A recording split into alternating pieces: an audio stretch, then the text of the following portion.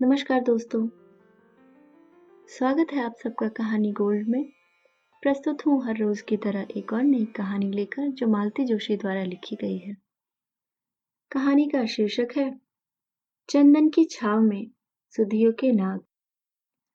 तो आइए सुनते हैं। सौम्या आंधी की तरह कमरे में दाखिल हुई थी। मम्मी, आरती के साथ मार्केट जा रही हूँ। बुटीक वालों को लहंगा सूट दिया था ऑल्टर के लिए, वह भी उठाना है। लगे हाथ मैचिंग चूड़ियां बिंदी वगैरह भी ले आऊंगी।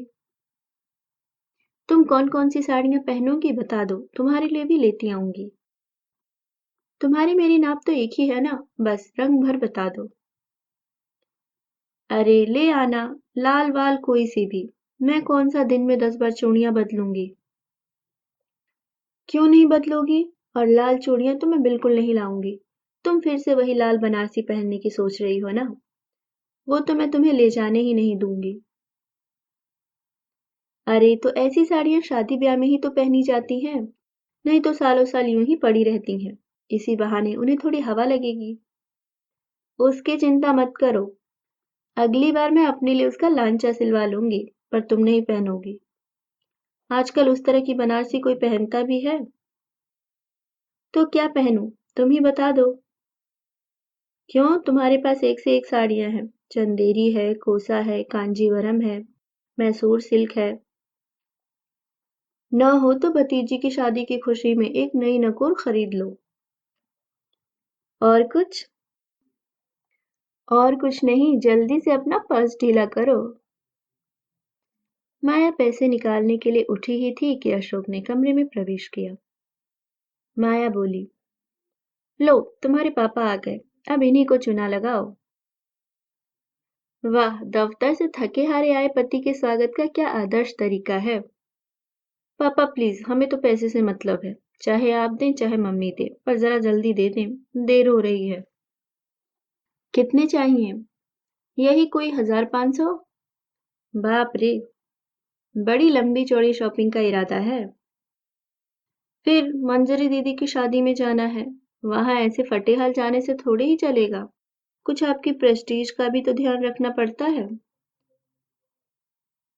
मंजरी दीदी की शादी की शॉपिंग करनी है ना, तो आज रहने दो। अशोक का स्वर गंभीर था। क्या? सौम्य का चेहरा रुआसा हो गया। वो आरती को घंटे भर से रोक रखा है, वह क्या सोचेगी।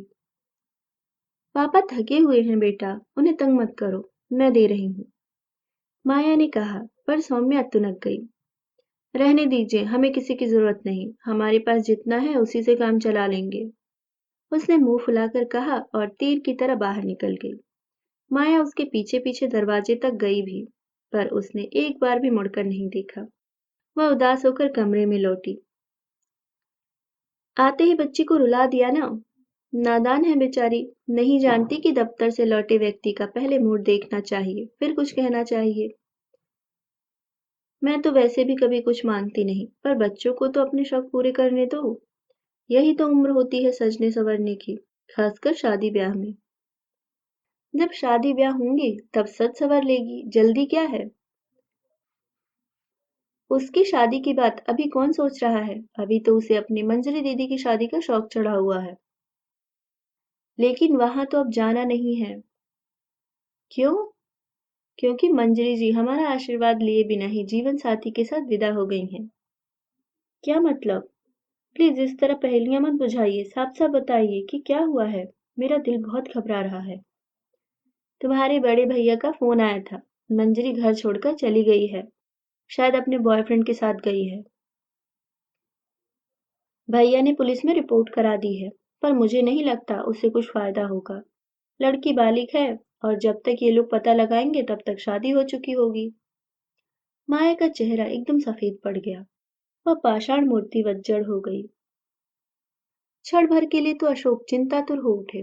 उन्होंने कुछ कहना चाहा, पर अपने को रोक लिया। फिर वे धीरे से उठे और 2 कप चाय बना लाए। वे लौटे तब तक माया उसी तरह निश्चल बैठी हुई थी। लो चाय लो। माया जैसे नींद से एकदम जाग पड़ी। वे स्फारित नेत्रों से कभी पति को कभी चाय की प्याली को देखती रही। फिर अस्फुट स्वर में बोली, चाय आपने बनाई है? हाँ, मुझे तलब महसूस हो रही थी और मैं सोचता हूँ तुम्हें इस वक्त चाय की सख्त जरूरत है। उसकी आंखें एकदम छलछला आई। मैं अभी आई कहकर वह उठी और काफी देर बाद नमकीन की प्लेट के साथ नमोदार हुई। नमकीन का तो खैर बहाना था क्योंकि चाय के साथ नमकीन और बिस्कुट अशोक ले ही आए थे। यह अंतराल माया ने अपनी रुलाई रोकने के लिए किया था या फिर खुलकर रो लेने के लिए, क्योंकि जब वह लौटी उसका चेहरा धुला धुला लग रहा था। 2 घंटे बाद सौम्या घर लौटी तो उसका सारा गुस्सा काफुर हो चुका था। वह भूल ही गई थी कि बाजार जाते समय उसका मूड कितना उखड़ा हुआ था। अपनी सारी खरीदारी की नुमाइश डाइनिंग टेबल पर लगाते हुए वह चहक रही थी। मम्मी देखो तो मैं क्या क्या लाई हूँ। और पता है मम्मी, हमें एक नई दुकान का पता चला। इतनी छोटी सी कि एकदम से नजर ही नहीं आती। हमें बुटीक वाली आंटी ने उसका पता दिया। उस दुकान पर इतने सारे सेट्स थे। मैं हर ड्रेस के लिए एक ले आई हूँ। अब तुम प्लीज नाराज मत होना। और तुम्हारे लिए चूड़ियां असेंबल करके ले आई हूँ। अब तुम प्लीज पहन लेना। हर साड़ी के साथ यह सेट चल जाएगा। बदलने का झंझट ही नहीं रहेगा। जब उसकी अनवरत कमेंट्री का कोई माकूल जवाब नहीं आया तो सौम्या को खटका हुआ। उसने मम्मी की ओर देखा। वह निर्लिप्त भाव से सौम्या की लाई चीजों को देख रही थी। चेहरे पर न खुशी थी न गुस्सा और न किसी तरह की उत्सुकता। उसे डर लगा। जाते समय थोड़ी बदतमीजी करके गई थी तो क्या मम्मी इसलिए नाराज हैं? उसने झट से दोनों बाहें मम्मी के गले में डाल दी। Sorry mummy. उस समय उल जलूल कुछ कह गई थी ना मैं, पर क्या करूं, इतना गुस्सा आ रहा था। आरती को स्पेशली कॉलेज से इसलिए पकड़ कर लाई थी। उसके सामने मेरी सोचो क्या इज्जत रह जाती। माया बेटी के भोले चेहरे को मुक्त भाव से देखती रही, फिर प्यार से उसके गाल थपथपाकर बोली, मैं नाराज नहीं हो रही, बस थोड़ी सी अपसेट हूँ। क्यों? मंजरी ने देखना क्या कर लिया। क्या कर लिया? सौम्या ने आशंकित स्वर में पूछा। घर छोड़कर चली गई है। ओह, सौम्या ने राहत की सांस लेते हुए कहा, तुमने तो मुझे डरा ही दिया था। इतनी देर में मैं पता नहीं क्या क्या सोच गई थी। पिछले कुछ दिनों से उनका फोन भी नो रिप्लाई आ रहा था। अब समझ में आ रहा है वे अपनी लोकेशन छुपाना चाह रही होंगी। खानदान की नाक कटवा दी लड़की ने।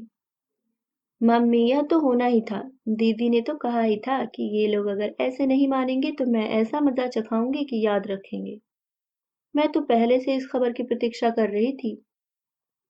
पर जब कार्ड वार्ड सब छप कर आ गए तो मुझे लगा दीदी ने स्थितियों से समझौता कर लिया है। मतलब तुम्हें पता था? सबको पता था। छोटे मामा, आभा मौसी, छाया मौसी सब जानते थे। एक तुम ही पता नहीं किस दुनिया में रहती हो। माया आश्चर्य से बेटी का मुंह देखती रह गई। 2 घड़ी रात बीत चली थी, पर उसकी आंखों में नींद का नाम नहीं था। यूं तो मन उसका शाम से ही उचाट था, पर सोचने की फुर्सत नहीं थी। घर के ढेर सारे काम उसकी बाट जो रहे थे। वह बेमन से ही सही मशीन की तरह रोज के सारे काम निपटाती रही। अब जाकर सोचने की कुछ मोहलत मिली है, उसका मन बार बार बलरामपुर की ओर लौट रहा था। उस हाहाकार की कल्पना कर रहा था जो वहां मचा होगा। अच्छा हुआ जो अम्मा बाबूजी यह दिन देखने के लिए जिंदा नहीं है, नहीं तो शायद शर्म से ही मर जाते। नींद नहीं आ रही थी, फिर भी वह दम साधे पड़ी थी कि पति की नींद में खलल न पड़े। आधी रात के करीब वह धीरे से पानी पीने के लिए उठी। लौटकर देखा पति जाग रहे हैं और एकटक उसी की ओर देख रहे हैं। उनकी उस टकटकी से घबराकर उसने पूछ ही लिया, नींद नहीं आ रही है क्या? किसे? उन्होंने प्रति प्रश्न किया। मुझे तो खैर नहीं आ रही है, मंजू पर इतना गुस्सा आ रहा है कि बस। क्यों? अरे यही सब करना था तो जरा पहले कर लेती ना, हमारा पैसा तो बर्बाद ना होता। इतनी सारी खरीदारी की, उसके लिए साड़ी ली, झुमके लिए, बच्चों के कपड़े बनवाए, ऊपर से 4 लोगों के आने जाने के टिकट बनवाए। इन सब में पैसा नहीं लगता क्या? सुनो, अगर अभी टिकट वापस कर दें तो रिफंड पूरा मिलेगा ना? तुम शाम से क्या इसी बात का शौक मना रही हो? तो पैसा क्या ऊपर से बरस रहा है? हम कोई उनकी तरह धन्ना सेठ हैं? क्या एक बार भी उसे शाबाशी देने का मन नहीं हुआ? शाबाशी? वो किस लिए? इसलिए कि जो साहस बुआ नहीं जुटा सकी, जो काम बुआ नहीं कर सकी वह भतीजी ने कर दिखाया। माया का चेहरा एकदम सफेद पड़ गया। वह पत्ते की तरह कांपने लगी। यह खबर सुनने के बाद शाम को भी उसकी हालत अजीब सी हो गई थी। पर इस समय तो अशोक डर ही गए। उन्होंने उसके दोनों कंधे मजबूती से पकड़ लिए और डपट कर कहा, ये क्या पागलपन है? Study yourself. आपने इतनी बड़ी बात कैसे कह दी? उसका स्वर आक्रामक था। मैंने किसी का नाम तो नहीं लिया ना, फिर तुम इतनी अपसेट क्यों हो रही हो? माया एकदम शांत हो गई। उसका वह क्षणिक आवेश क्षण भर में ही उतर गया और वह निस्पंद होकर पति की बाहों में ही लुढ़क गई। कुछ देर कमरे में मौन छाया रहा। इस बीच अशोक धीरे धीरे उसके बालों में हाथ फेरते रहे, उसे आश्वस्त करते रहे। थोड़ी देर बाद वह उठकर बैठ गई और उसने पति की आंखों में सीधे झांकते हुए पूछा, आपसे किसी ने चुगली की है? बताइए, किसने की है? ऐसी बातें छिपती नहीं है डियर। और इस तरह की खबर नवीसी के लिए नाते रिश्तेदारों की, पड़ोसियों की एक पूरी जमात तत्पर रहती है। पर मुझे आग्रह पूर्वक उन लोगों से दूर रखा गया।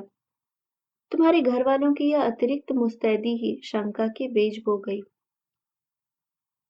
इतनी सी बात पर कोई नहीं, और भी कारण थे। सहज ही में कोई अपनी लाडली को घर से 1000 मील दूर नहीं ब्याहता। फिर शादी भी घर से नहीं की गई, तीसरी जगह से ही बिटिया को विदा किया गया। तब मन में खटका होना स्वाभाविक था। फिर तुम्हारे मन में पीहर के प्रति जैसी उदासीनता देखी, वह भी अस्वाभाविक लगी। औरतों को मैके का मोह बुढ़ापे में भी नहीं छूटता, पर तुम तो नहीं ब्याहता थी। तब भी तुम में कोई ललक नहीं देखी। कारण चाहे जो भी रहा हो, पर तुम अपने घर वालों से नाराज थी, यह मैं समझ गया था। और यह बात मुझे सोचने पर मजबूर करती थी। वह चुप थी। और एक बात थी। कौन सी? तुम्हारी आंखों में तुम्हारे उजड़े हुए सपनों की धूल हमेशा नजर आती थी। उसे देखकर कभी तुम पर गुस्सा भी आता था, कभी दया भी आती थी। वह फिर चुप हो गई। और कुछ क्षण ऐसे भी आते थे जब मुझे अपने आप पर दया हो आती थी, तरस आता था। अपने आप पर तरस आता था? क्यों? प्रणय के उत्कट क्षणों में भी तुम्हारी आंखें जब मेरे आर पार किसी को खोजने लगती थी, तो अपना आप बड़ा बौना लगने लगता था। वे क्षण बड़ी मर्मांतक पीड़ा देने वाले होते थे। कई बार मन में आया कि तुम्हें मुक्त करके स्वयं भी मुक्त हो जाऊं, पर यह काम उतना सरल नहीं था। कुछ मेरा अहम भी इसमें बाधक था। फिर सौम्या की आहट हुई और हमारी दुनिया ही बदल गई। सौम्या के जन्म के बाद तुम्हारे चेहरे पर परिवर्तन के ऐसे भाव दिखे कि मैं तो निहाल हो गया। शुभम के आने के बाद तो तुम गृहस्थी में ऐसे रच बस गई कि शिकायत का मौका ही नहीं मिला। सारे गिले शिकवे समाप्त हो गए। वह एकटक पति के चेहरे को विस्मय विमुग्ध होकर देखती रही, फिर धीरे से बोली, इतनी बड़ी बात इतने बरसों तक मन में लिए रहे, कभी कहा क्यों नहीं? हर बात का एक वक्त होता है। तो आज वो वक्त था। हाँ, और फिलहाल वक्त हो रहा है सोने का। तो मैडम आप भी आराम कीजिए और बंदे को भी सोने दीजिए। Good night. और सचमुच करवट बदल कर वे तुरंत नींद के आगोश में चले गए, जैसे अब तक सिर्फ यही कहने सुनने के लिए जाग रहे थे। सुबह उनके लिए चाय ले जाते समय मन में एक अजीब तरह का संकोच था। कल के उस खुलासे के बाद वह उनका सामना किस तरह कर पाएगी? पर उसके इस असमंजस का वहां नामो निशान भी नहीं था। उन्होंने रोज की तरह सहज भाव से ही उसका स्वागत किया। फिर चाय पीते हुए बोले, सुनो, मेरे मन में एक बात आई है। वह प्रश्नार्थक नजरों से उन्हें देखती रही। तुम्हें उन टिकटों की बहुत चिंता हो रही है ना? ऐसा करते हैं कि उन टिकटों का उपयोग कर ही लेते हैं। दोनों मिलकर बड़े भैया के पास हो आते हैं। किस लिए? अरे, उन्हें समझाएंगे कि समय आपके लिए चाहे ठहर गया हो, पर इन 25 वर्षों में दुनिया बहुत आगे निकल गई है। मंजरी ने कोई गलती नहीं की है। उसने अपने लिए जो लड़का चुना है वह सुंदर है, संपन्न है, संस्कारी है, और मुख्य बात यह है कि मंजरी की तरह ही आईआईटी वाला है। ऐसा लड़का अव्वल तो आपको जाति में मिलता नहीं, मिलता भी तो 10-15 लाख से नीचे बात नहीं करता। इसलिए बेटी की पसंद की दाद दीजिए और उसे घर बुलाकर ससम्मान विदा कीजिए। भैया कभी नहीं मानेंगे। हमारे इसरार पर उसे बुला भी लिया तो पता नहीं उसके साथ क्या सलूक करेंगे। मार भी डालेंगे तो कोई आश्चर्य नहीं होगा। ओह गॉड! फिर तो ये पुण्य काम हमें ही करना होगा। गुड़िया से कहो जरा उसका पता लगाए। उन लोगों को यहीं बुलाकर हम उसी शुभ मुहूर्त में उसका कन्यादान करेंगे। आप तो कह रहे थे कि अब तक उन लोगों की शादी हो चुकी होगी। वह कोई शादी भी शादी होगी, वह तो मात्र एक रस्म अदायगी होगी। कानून से बचने की एक तरकीब भर होगी। लड़कियां जिस तरह की शादी का सपना बचपन से देखती हैं, वैसे तो वह कतई नहीं होगी। हम मंजरी को उसका वह सपना उपहार में देंगे। उसके लिए पीहर के दरवाजे तो शायद अब बंद ही हो जाएंगे। तो हम उसे एक घर देंगे जहां वह जब मर्जी हो आ सकेगी। भैया को अगर पता चल गया तो वे जिंदगी भर मेरा मुंह नहीं देखेंगे। उससे क्या फर्क पड़ेगा? वैसे भी तुम कौन सा रोज रोज उनसे मिलने जाती हो? 2-3 साल में एक आध चक्कर लगता था बस। वह नहीं लगेगा। भैया समझेंगे मैंने उनसे बदला लिया है। उस समय सबसे ज्यादा विरोध उन्हीं की तरफ से था। इतनी दूर जाकर आनन फानन शादी करने का आइडिया भी उनका ही था। यह तो और भी अच्छा है। देर से ही सही उन्हें अपनी गलती का एहसास तो होगा। ईश्वर ने उन्हें प्रायश्चित का एक मौका दिया है। उसे गवा देंगे तो उन जैसा अभागा दूसरा नहीं होगा। और मुझ जैसी दूसरी सुहागवती भी शायद दुनिया में दूसरी नहीं होगी। उसने मन में सोचा। जिंदगी भर वह सिर्फ अपने ही दुख को सहलाती रही। कभी भान ही नहीं हुआ कि एक देवता पुरुष सतत उसके पार्श्व में खड़ा है। उसकी स्नेहिल छाया ही तो उसे रेगिस्तान के पार ले आई है। और इतनी बड़ी बात का उसे कभी एहसास तक न हुआ। क्या वह कभी उनसे उऋण हो सकेगी? मैडम क्या सोचने लग गई? कुछ नहीं, बस अब आप और गुड़िया मिलकर वर वधू की खोज कीजिए। मैं बाकी की व्यवस्था देखती हूँ। चलो इसी बहाने गुड़िया की शादी की रिहर्सल हो जाएगी। उसके मन में उल्लास की तरंगे फूट रही थी। निश्चित ही वह सिर्फ मंजरी के परिणय के लिए नहीं थी,